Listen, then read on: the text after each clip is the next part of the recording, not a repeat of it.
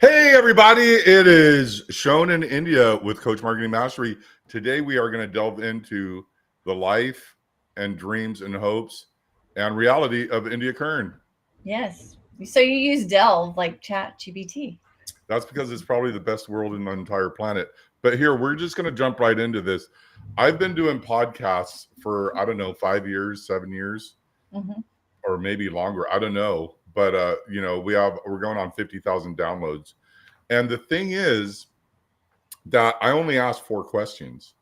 I Okay. can't remember what they are, but we're going to jump right into it. So, the first question is going to be um, everyone that is in business, in my opinion, they enjoy doing something.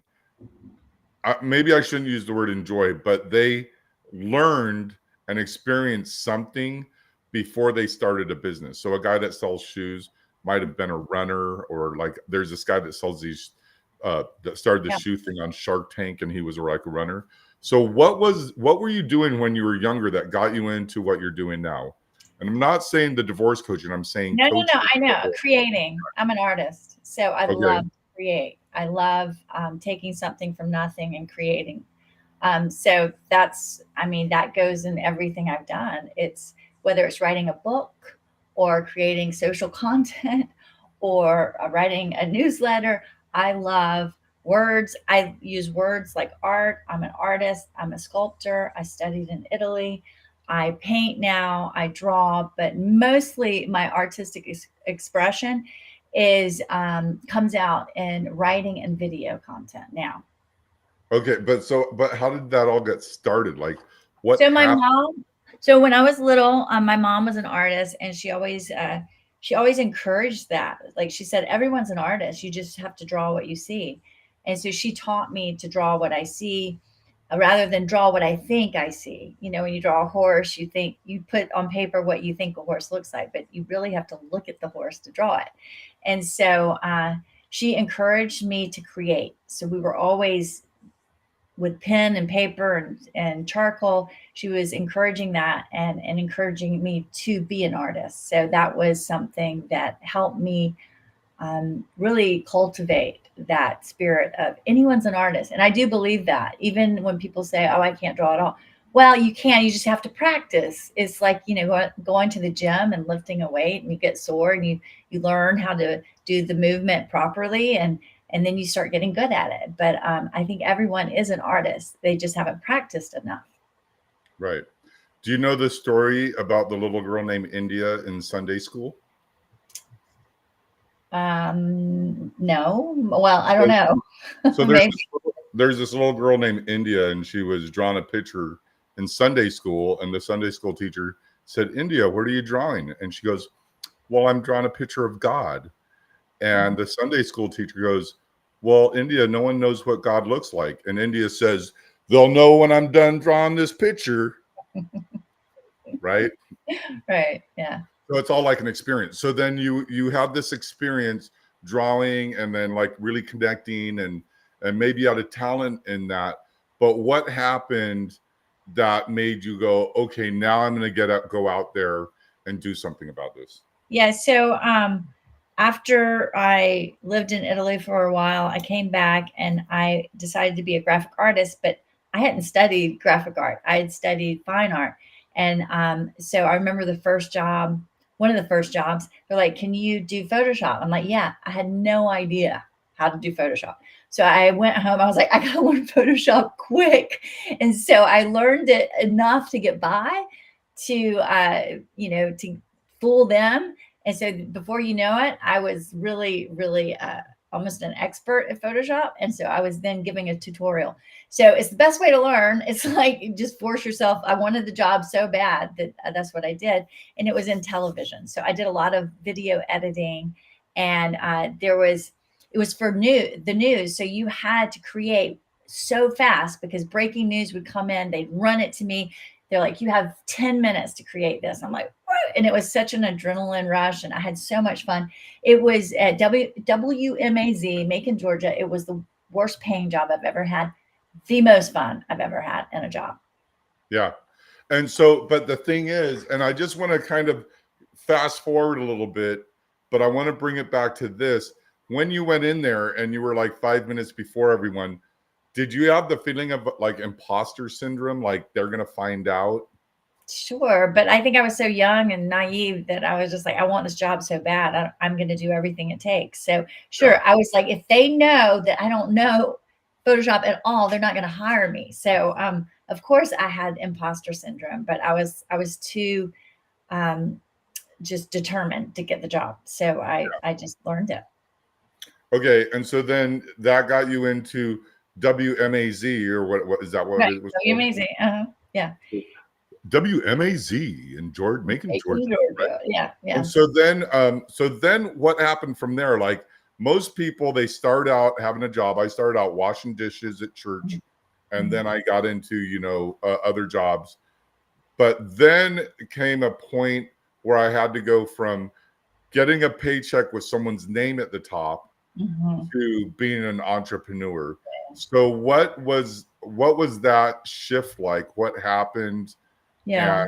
And what made you go, really, okay, now I have to really start generating my own business? Yeah, I hated working for people. Even though that was a fun job, I had a spirit of like, I've got to get out from under people. And I've had it my whole life. And so while I was working at all these other jobs, they were usually in graphic art. I was doing things on the side and I was getting paid to do logos and whatever. I was always hustling and thinking, okay, how do I get out from working for someone?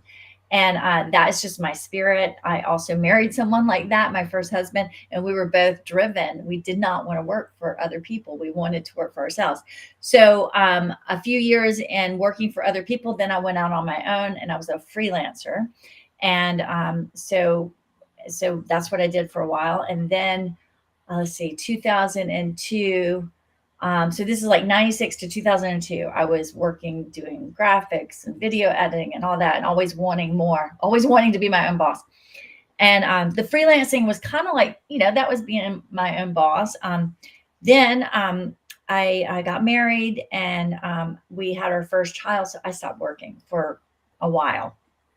So that was where my creative energy was in raising children. So I had two daughters, and that was from 2002 to well, it's been continuous. I'm still raising them, even though they're young adults.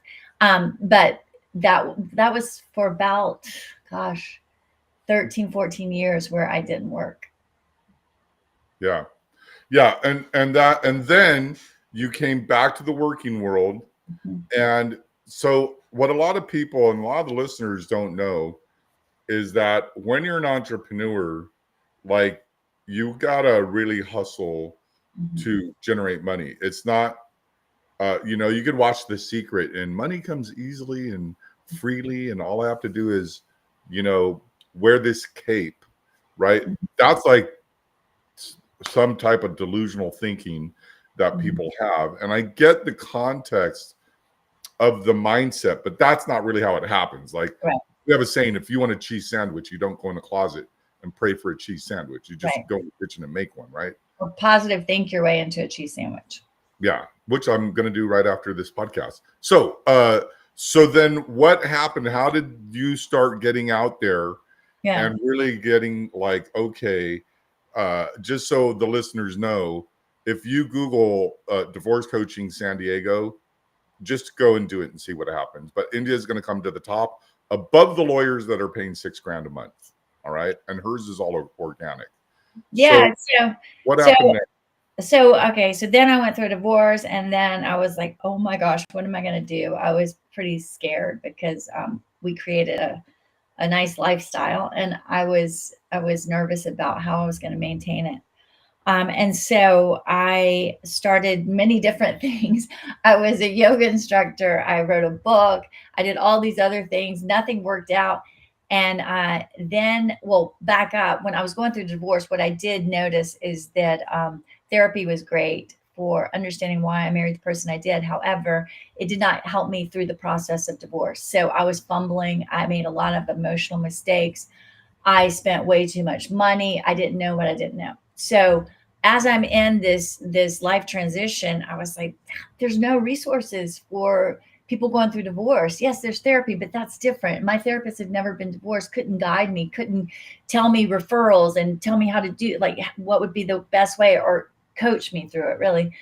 And so after I went through that process, well, during the whole process, I was writing down everything. I was writing down things that worked, things that didn't work. And my mom turned to me. She goes, "You know, you're going to write a book." And I was like, "I'm not going to write a book. There's no way." Well, those journals, and there were probably 20 of them, turned into a book, and it's called "Surviving the Unwanted Divorce." So that was part of my therapy, I guess you could say. It would help me dump all the muck and mire on the pages of a book and help others through it. So my Surviving the Unwanted Divorce is really a guidebook for people that are going through an unwanted divorce and a life transition. So I started with a book, and I self-published. And then a friend of mine said, there's this life coaching course I really think you'd be so good at. And so I was actually the pastor's wife. And I said, okay, I'll try it. So I went to that, and I loved it. And so then I started life coaching, but everyone that came to me was usually a person going through a divorce, didn't want it, didn't know how to manage it. And I'm thinking to myself, why in the world am I working in such a broad spectrum? So I thought to myself, I'm going to niche down. I'm going to be a divorce coach. But I had never heard of a divorce coach. Honestly, I thought I was the first person that thought of it. I was like, I'm a divorce coach. And so I niche in divorce coaching. And then I started poking around and going, I wonder if anybody else is doing what I'm doing. And I look and I see that you can get certified as a divorce coach. I'm already practicing as a divorce coach. And then I thought to myself, you know what, that would probably be good for me. So I got certified, and it just refined me. It made my coaching that much better. And so I really came to be a divorce coach like this. I became the guide that I did not have in 2011 when I was fumbling my way through divorce, and I was so distraught. And I spent way too much time worrying and in a loop of anxiety when I didn't have to be. Right. And then you got into that. Mhm. You became successful. You started making more money than most people, if not. I mean, you got to the top 1% of that in that coaching industry. And then it turned out that you got really good at social media marketing. And a lot of times when we get really good at something, we don't know we're good at something. Like I literally just posted something in a private Facebook group saying, Right, "Hey, what do you guys think this is, and how do you think it works?" When I know what it is, and I'm probably right. one of the best people to build it, but I just want to know what their idea is. So you didn't know how good you are, but then you realize, you know what, people need to know this. So then, how did that all occur to So where? so yeah, so then I had to market myself, right? And so I drew from all those acquired skills that I had in my past. So video came naturally. So did editing. So I was like, oh wow, social media is really my jam, because it's everything I loved to do back in late 90s, early 2000s. So it all worked out. And as a divorce coach, as any coach, marketer, entrepreneur, you have to market yourself. So I Right, had to start getting on social media and getting over any fears of being on video, and just start talking and telling people, like really connecting with them in their pain. And so I noticed that I was getting some traction. I was like, oh, this is kind of fun. So then we came together and we started talking. I had been telling you so those of you that let's don't back up know. before you go into that. You said something really interesting, and you said overcoming the fear of making videos. And Yeah.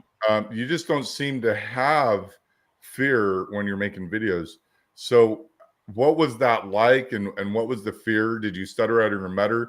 Did you get a feeling within yourself like, ugh, like some people get a little ill before the camera comes on, like Cindy Yeah, I Brady? didn't get ill, but what I do, like, the first videos were terrible. I look back and I'm kind of like, oh, shaking my head. But that was the beginning.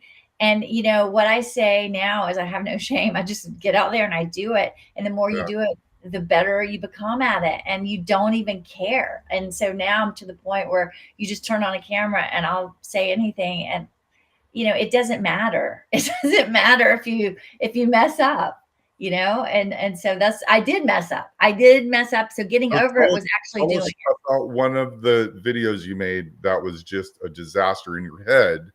That may not have been a disaster to other people, but for you, Yeah. this is dumb. Sorry, my dog's scratching. So it's funny, the videos that I spent the least amount of time on, I thought about them for like 10 seconds, usually do the best. And that's still true to this day. The least amount of time investment I do in a video usually does a lot better when it's like just right. I think of it, I shoot it, I'm done. It usually does the best. And you'll see it's like memes about that. It's like you labor over something and it gets like 20 views, and then you do a quick stupid video about your dog and it goes viral. So it's don't be scared to get in front of the camera and stutter, utter, yeah, and do all, make all the Oh mistakes. man, you're like a convict. That comes from prison. But anyhow, go ahead. Anyway, so I got over it by just doing it, just Yeah. in front of the camera and doing it. It's funny. This isn't about me, this podcast, but I made a video when Larry Ellison was the third richest man in the world. People don't even know who that is now. He started a company called Oracle. And in that, I started talking like some guy from England. Mm-hmm. And it was just, I watched that now and I'm like, oh my God. And I wasn't doing it on purpose. It just kind of happened. Right. And then yeah. So there's some cringe out there with me. Oh, completely. I do too. I look at those old videos. I'm like, what was I doing? Why was I doing cooking when I'm like, Yeah. what was I doing? Like, And I also had to go back. I got coached by this guy named Jay Abraham. He lives, from my neighborhood, Palos Verdes, which is my dad's. I don't claim that. I claim Hermosa Beach but anyhow, my dad lived up in, on the hill. And I said, I got all these videos out there of me being a ding dong. right. And so he told me about this process to remove them. So did you ever have to like remove stuff from social media in order to like really present who you are? I had to. I didn't. I just kind of look at it as an evolution. I didn't remove anything. I didn't think it was that bad. I mean, Mine weren't really bad, but they could have been considered offensive to today's sensitive society, right? Right. Yeah. So I had to do some of that. Okay, great. So then the thing is, so what is going on now? Now you have like multiple businesses and you're doing various things and you're bringing in leads from like multiple angles. Mm-hmm. So what exactly is going on now? So I'm still a divorce coach, but now I've expanded with you, and now we're doing marketing. We're marketing experts, and we do different things. But so Shone used to coach me, and I always would say to you, I'd be like, I want to coach coaches. And do you remember what you used to say to me? You're like, no, you don't. I'm like, yeah, I do. And you're like, no, you don't. And I'm like, but I think I do. And so this was probably a year or two ago. Do you know why I said that? I don't know. Maybe I wasn't ready. I don't know. Nope. Why? Because I tell people go, Shone, I want to do what you do. And I go, no, you don't. They go, yeah, I do. And I go, no, you don't. And then they go, well, why do you say that? And I go, because if you wanted to do what I do, you'd be doing what I do. Like, this is a passion. It's not something that you just, there's a lot of people out there. This podcast, for example, there's a lot of people. I want to start a podcast. No, you don't. Well, why do you say that? Well, because you would start one, right? But now you stepped into your greatness, right? So what are some of the things that you're doing in social media that separates you from other people? This is kind of like a question coming out of left field, but I know that there's certain things that you do or certain things that other people may know, but the masses don't. Gosh, I'm constantly, I think in reels. I know that sounds crazy, but because I see video and edit so much, when I'm doing anything everyday task, I'm like, oh, that would make such a good video. So what you say, you think in what? Reels or videos. Reels are just Instagram you think videos. in reels? Mm-hmm. For reals? Yeah. So I I just wanted to say that. I just think like, oh, this is great for video. So I write it down. I have lists and lists all over my office of the creativity. I never run out of creativity. That's one thing that I do not run out of, because I'm just constantly writing down ideas. So everyday activities can be inspiration for me. So And what do you, so when you say, so where does this inspiration, so for me, and this is weird, but other people do it, it's called a download. It's where you get, where your thoughts all come together and you're like, oh, I'll give you an example. I was trying to think of someone's grandchild's name. And I'm like, I can't remember their grand. So I was taking a shower and I'm like, oh, that's what it is, right? Mhm. So I always get these ideas or thoughts, or it returns to me.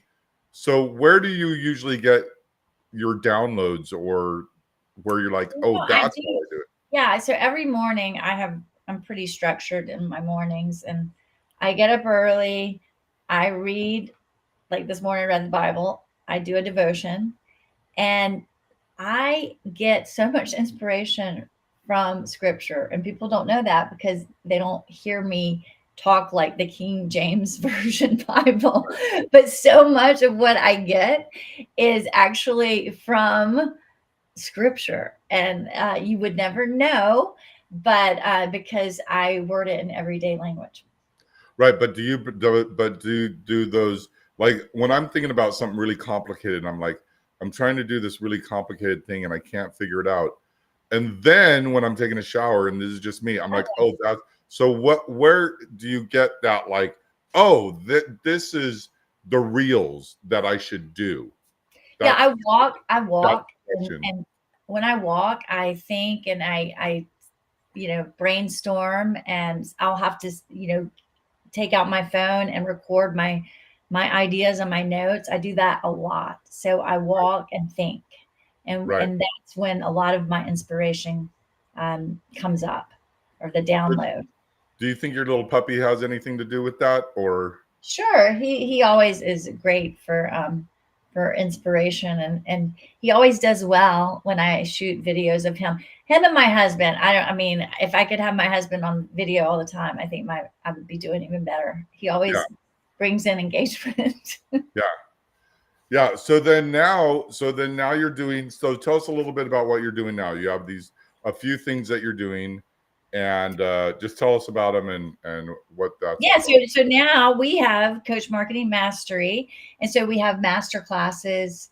Well, we have a free master class every Friday at 10 a.m. Pacific time, but we also have paid clients that come to classes Tuesday, Wednesday, and Thursday. Technically, you could come to a class every day except Monday, and we are going over everything marketing. And Sharon and I do different things. I'm more on the social media content and the messaging, and I'm really into AI. I've dove in like head first and explored that. So I use it so much in my everyday. And then he does automation. So we are different, but together we make a great team, because I don't want to do what he does, and I don't think he wants to do what I do, even though he can. So so yeah, right now, Coach Marketing Mastery is a big part of my life, as well as divorce coaching. But I love coaching, and that's the thing; it's all coaching. And so it isn't that different for me to also have one foot, in divorce coaching space, and then one foot in coaching coaches like divorce coaches, and Right. or any coach really, or entrepreneur. So So here's the question that I ask everybody. This is kind of like how I've done my podcast over the years. Where did yeah. you start? What, and it's like, what it was like, what happened, what it's like now. It's like, where did Mhm, you start? What happened? It's like just any Bible story, right? Like, this mhm. guy was here, and then he's like sleeping with the pigs, and now he's wearing the ring, right? I don't Right, know. right. I don't know if you know the story of the ring and the prodigal son, but the family ring had the family emblem on it, and when you sealed a letter, there'd be wax, and you'd press your ring onto the letter, and it'd put your. So that's why he got the ring. But anyhow, so what is the one thing that you would change about your business right now, or what's the one thing you've always wanted to do in business that you haven't done yet? Well, I'm doing what I want to do. I just want to expand it. So everything we're doing Well, then is let me back that up. What is the one thing you would change in your business to make it grow? I would I would speak more. I would get out there more. We would get out there more. I want to expand it. I love what we're doing. I think it's so valuable, and people get a lot of information, even on the free masterclass calls. So they keep coming back. And if I want to fill rooms, that's what I want to do. Right, right. But so then that gets back to the question: what's the one thing that you want to do that you haven't done yet? And that would be fill rooms, right? Yeah, And so exactly. that's kind of like the thing is become a bigger fish in a bigger pond, and that's everybody. And some of the things, some of these guys, actually, the guy that now that's been said for centuries, become a bigger fish in a bigger pond. But the one guy that really kind of said it over and over to me, he was a big fish. He was one of the initial big fish in the Mhm. internet as internet marketers. And then he went away. Mm. Then all these other people came out and then he came back and then he's like, wow, these people surpassed me. So you got to consistently be in there. Which brought me to another thought. I can't remember what it was, but it had to do with just these people, these little whippersnappers coming up fast. So when it comes to competition, Mhm. are you concerned about that, or do you just think there's an abundance of people out there that need your help? I think abundantly. There's so much work out there, Yeah. and I don't think that I don't I don't even think about competition really. There's Okay. so much work out there in anything that we do. So we're going to wrap this up. And my final question is this: what's your next step? My next step, um, I want to get on a stage. I do. Like I said, I want to fill a room, but I want to make it big. And I think also it would be incredible if we could go one step above and do masterminds and actually have an in-person mastermind wherever it would be, San Diego, wherever, and fill that room, not big, like Yeah, 10 20 or people. less, 10 people, something like that. And that would be a dream. Yeah. Yeah. The thing is just, I'm going to tell you some secrets after this podcast, but we're going to wrap this up. So here's the thing is that you started out just being a creative and your Mhm, mom saying, create, and you did. mhm. So my final question, just to wrap this up, is when you were a little girl, what would you do if you could go back and tell her, hey, what would you tell her to where she could do things differently? Wow. Like, it gets me emotional. Yeah,